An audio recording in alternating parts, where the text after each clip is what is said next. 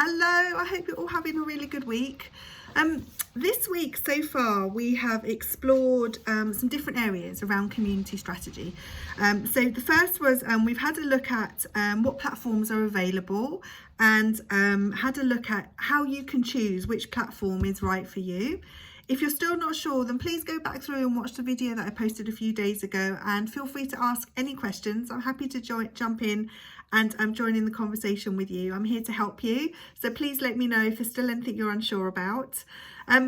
Once we'd explored kind of the platforms that were available and how to choose the one that was right for you, we then went on to have a look at what I call community strategy. And that's basically how the platforms can work for both you and your business. And I think we explored that in two parts. So firstly, what was community strategy? And the second was, how do you actually put that into motion? So again, if you're still unsure, and I know there's different content coming into the group, and what I will be doing is organising it onto the website so that you can then use it as a free kind of reference to go back and forth and explore that in more detail, but I will let you know when that's all working and up and running.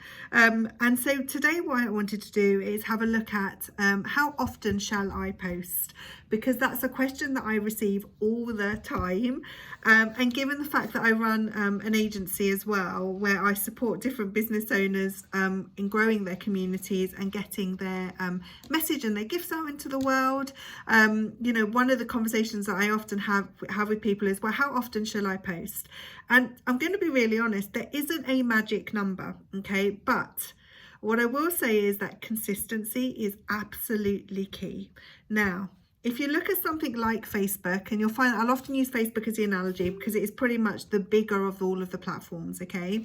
But if you look at something like Facebook, there are billions of people using that platform, and that then means that there is billions and billions of pieces of content flowing through our newsfeed.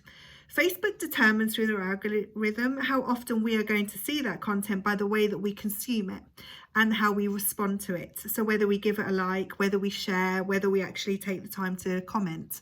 And that's why content really is king. I know they always say cash is king, but content is king. And why it's so important, because content will capture your audience's attention and hopefully involve them into your world that encourages them to then engage with you and like and share and comment, which then enables you to go on and build a rapport and build your community. Okay, so it feels very logical, and next week I have a fancy flip chart turning up and I will draw it all out, and hopefully this will become a little bit more interactive rather than me talking to the camera. But in terms of how often shall I post, you know, as I said, consistency is key. So the more that you show up, you know, there's more chance that your content will be viewed by your audience, by your community. Now, that's not to say that, for example, you forget to post for 5 days and suddenly on the 6th day you remember and you go, oh my gosh, and you backlog everything, okay? Because that's kind of just inundating everybody, and the chances are that your audience won't see all of those pieces. They'll probably see 1 to 2 pieces, okay? If you've got challenges in terms of creating the content and finding the time, then I will be talking about that in my next post about how you actually can use scheduler and things like that to plan your content. I tend to have a content day where I plan everything and I sit down. I have once a month where I sit down and I work out exactly the themes and everything I want to discuss for the month, and then that rolls down into my weekly content. And the reason I chop up my content weekly is because what I like to do is I like to listen to the questions that are being asked. I like to see the topics and things like that, so that I can make sure everything that I'm doing is really, really relevant, and I'm learning from you guys, right? So that I'm learning exactly what you need to make sure that I can actually deliver my message in a way that resonates and hopefully helps you.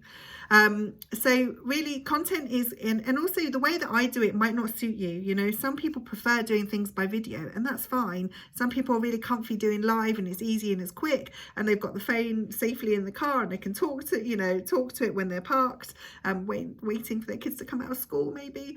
Some people can afford to have people running around after them with a video camera all day. That could be a thing.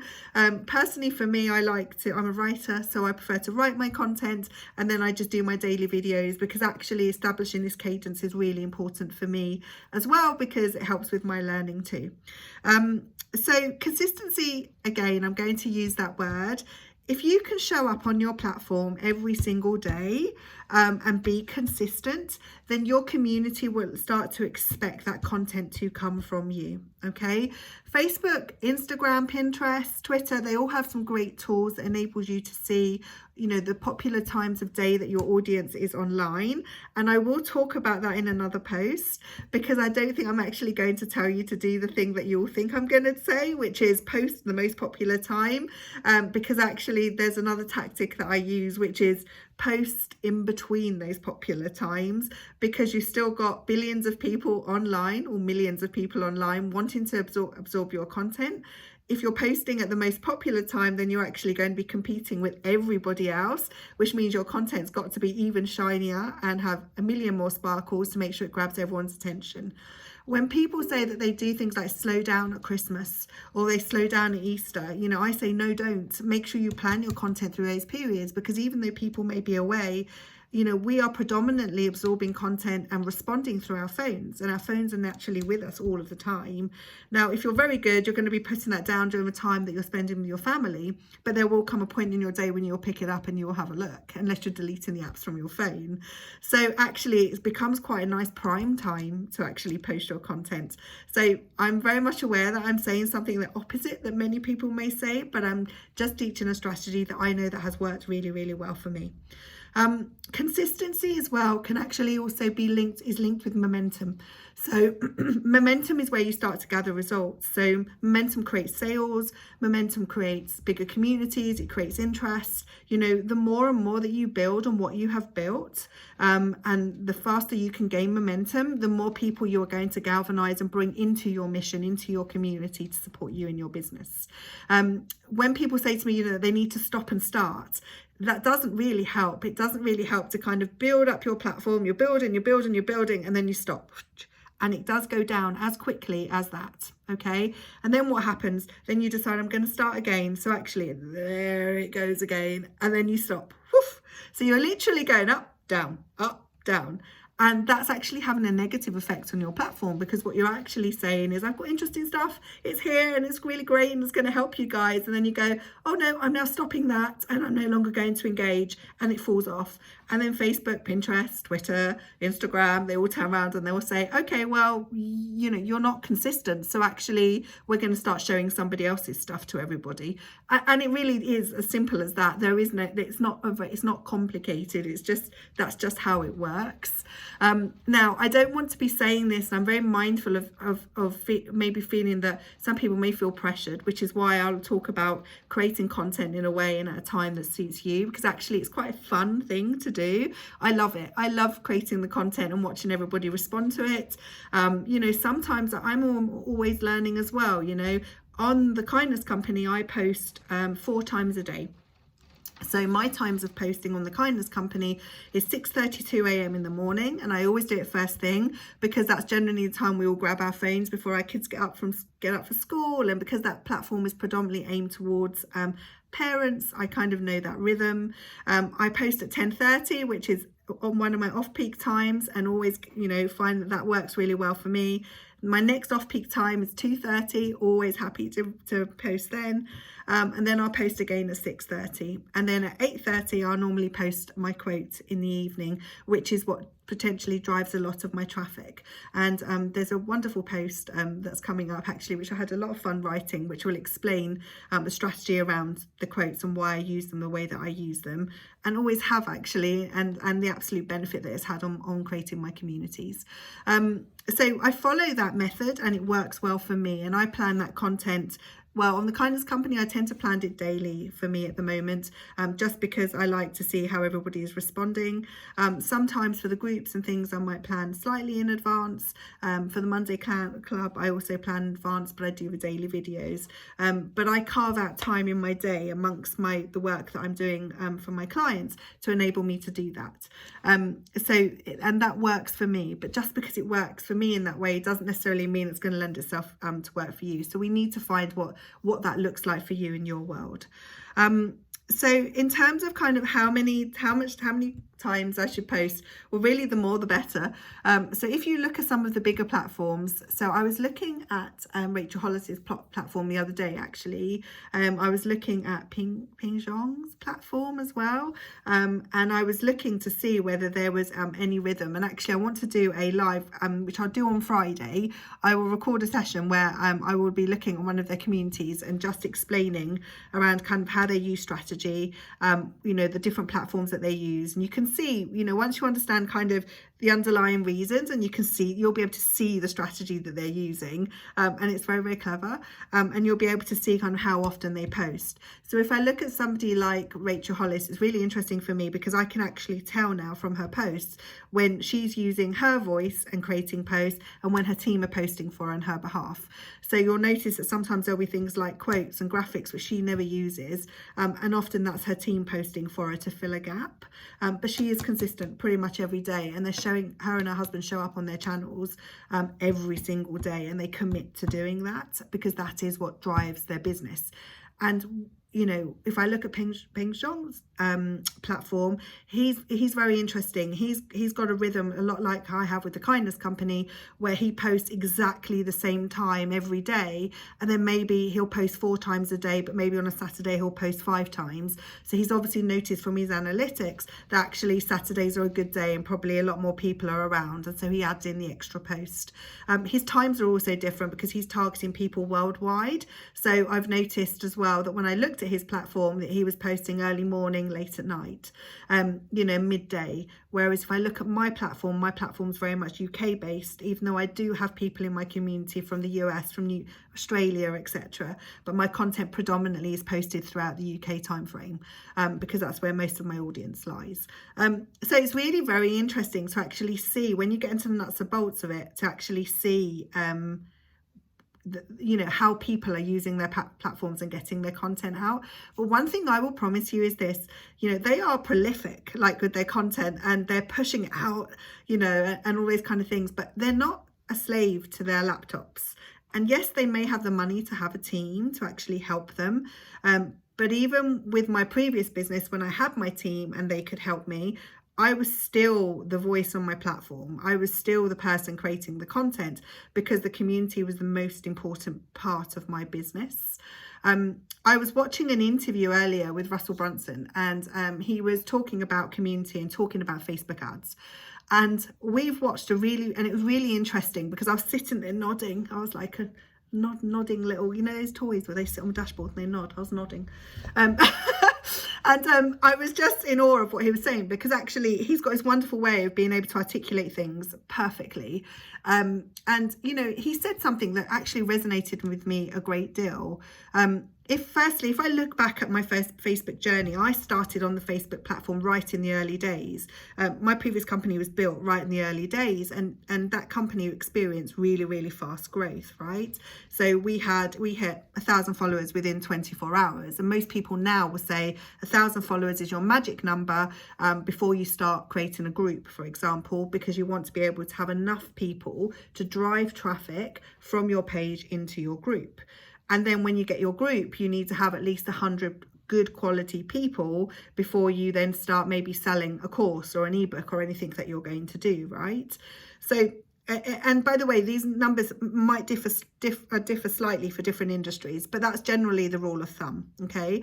But when Facebook first started, they were messing around the algorithm, and we had to keep deciding, what keywords we could use, what keywords we couldn't use. One week we're using, a certain keyword, you could use the word sale, and they loved it and it was great. And then the next week they penalised everyone for using the word sale, but they never actually told us. We had to keep an eye on our reach numbers. And I can tell you now, it was the most emotionally draining experience, and so very, very difficult. And one of the things now is that it has stabilised so much. There is so much more clarity in terms of understanding how the platforms work and what they want us to do. And essentially that is build community, right? That is to hold really good, powerful conversations around our products and services and engage with people, because engagement leads to reach. Reach means more people see your brand and your product and your services, and then that then leads to sales. Okay, so there is a path there that gets people to actually purchase. But the thing that Russell was saying actually was that about Facebook ads. He said, you know, we're all enjoying that at the moment, but because of all the scrutiny that the company is coming under, there's likely to be regulations coming in around that. So he's not saying for sure, but given that he's like one of the world's best marketers out there, I kind of take his word and trust what he says, because everything else he said has pretty much been spot on and makes complete sense.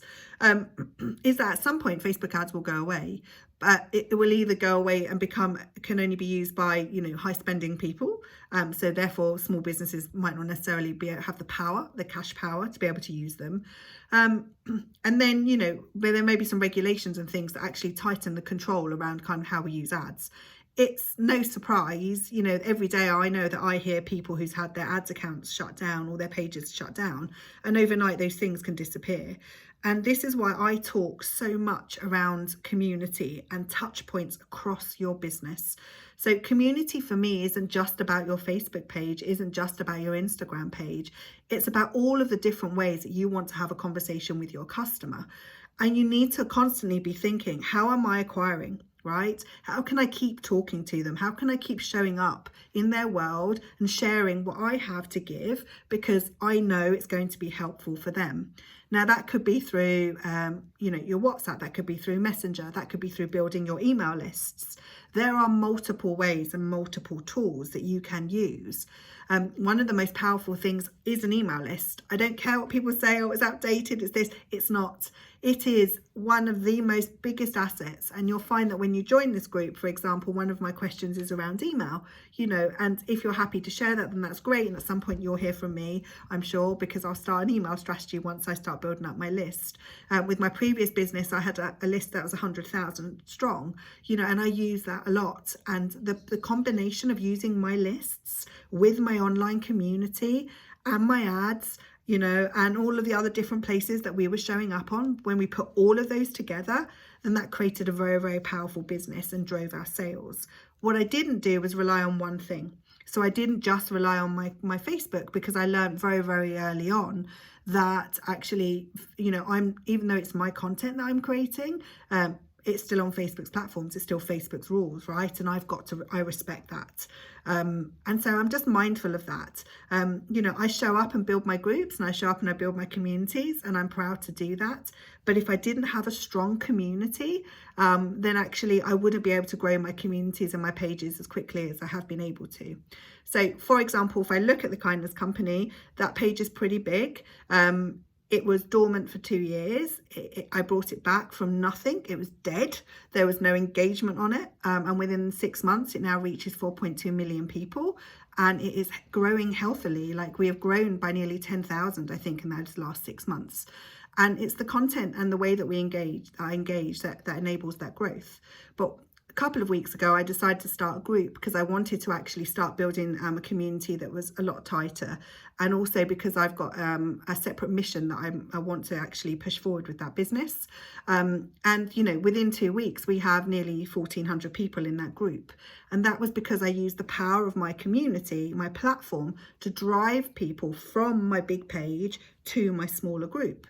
Now, if I look at the Monday Club, you know, okay, the numbers aren't as big, but that's okay. I'm happy with that, because at the moment I'm just pushing forward with organic. I'm not doing paid ad or anything, but I've been able to use the power of my email lists, my connections, my LinkedIn page, my Facebook platforms to start to drive traffic to my Monday Club page and also my group. And already the group is at nearly 71 people, which is just awesome, organically in 2 weeks, right?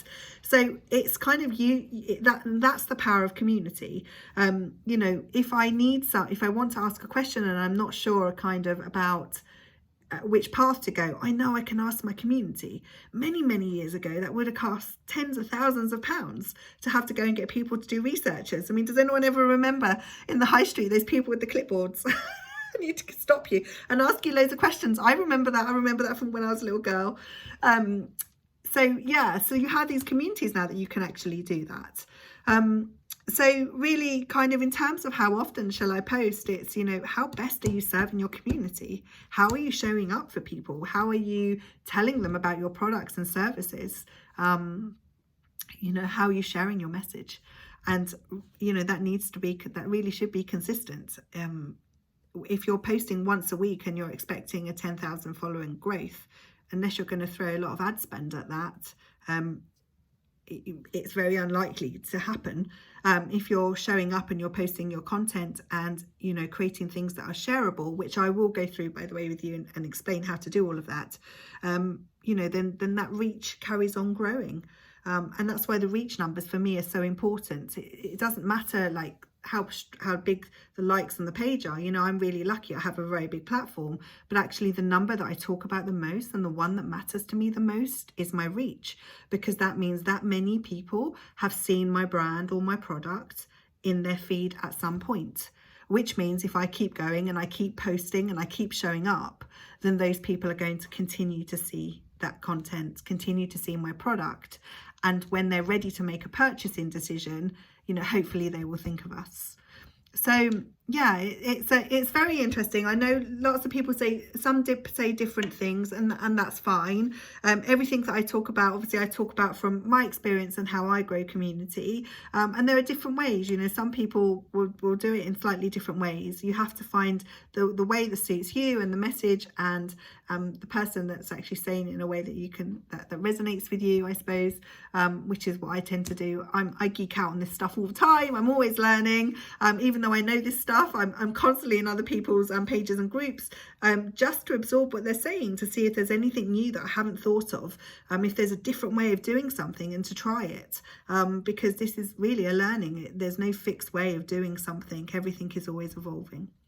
So I would love to hear your thoughts about kind of how often you post, and if you're currently unsure about what to post, then I will be talking about content. One of the things at the moment I'm trying to do and get done is a freebie for everybody, so there's some kind of content calendar that you can use, and as soon as I can, I will get that out to you.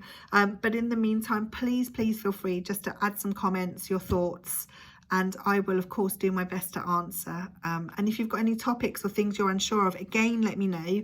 And then on Friday, what I'll do is I'm going to actually do a video of going through somebody's community, just to give you an idea in terms of kind of how they set it up and how they use it for success.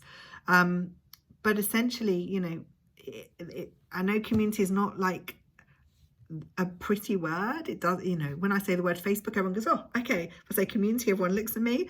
But actually, you know, that's essentially what you're building, right? You're building the heart of your company, and you're building the heart of the service and the product you want to provide, no matter what that is. Even if you're doing it for charity, even if you're, you know, you're selling your book and you're an author, having a community creates raving fans. Raving fans support your business. That increases the reach results in sales. So there is some logic there, I promise. Okay, well, it was lovely chatting with you. I've talked a little bit longer than normal today, but I hope you've enjoyed this video. And again, you know, let me know your thoughts, and I shall be back very shortly. Take care. Bye.